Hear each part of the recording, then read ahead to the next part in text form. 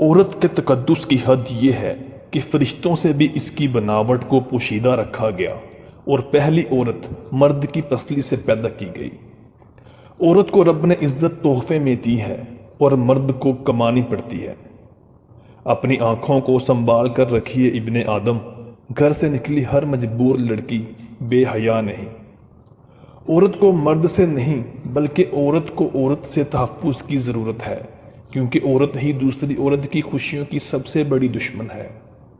جب تک عورت پرواہ کرتی ہے اپنی جان کو روک لگائے رکھتی ہے، روتی ہے، سسکتی ہے، لیکن جب پرواہ کرنا چھوڑ دیتی ہے تو چاہے اس کے سامنے ناک رگڑو یا آگ میں کود جاؤ، اسے کوئی فرق نہیں پڑتا۔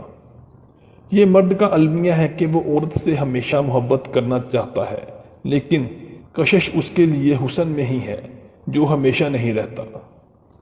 مرد اس عورت سے عادی محبت کرنے لگتا ہے جو اس کی پوری بات سننے لگتی ہے۔ عورت کو نئے رشتے سے عزت اور تحفظ ملے تو وہ گہری سے گہری محبت بھی قربان کر سکتی ہے۔ نسلی عورت محبت کرے اور اس کو چھوڑنے کی سوچے، ناممکنات میں سے اعلیٰ درجے کی بات ہے۔ عورت بھی بڑی بے بس ہے، کوئی اس پر انتظار نہیں تھوپتا، لیکن اس کی روح میں انتظار ہے۔ شاید اسی لیے وہ راہ تکتی ہے کہ کوئی اس کے ہاتھ پکڑ کر واپس جنت میں لے جائے۔ مرد جیسا بھی مکان بنا لے مگر اس کو گھر کی شکل دینے کے لیے اسے ایک عورت کی ضرورت ہوتی ہے۔ عورت گھر چلانے کے لیے کتنا بھی کما لے لیکن اس کی کمائی میں مرد جیسی برکت نہیں ہوتی۔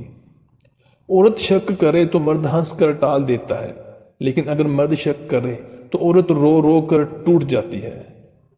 کتنی نازک ہوتی ہیں لڑکیاں، پسند کا سوٹ نہ ملے تو عید نہیں مناتی، مگر ایک ناپسندیدہ انسان کے ساتھ چپ چاپ پوری زندگی گزار دیتی ہیں۔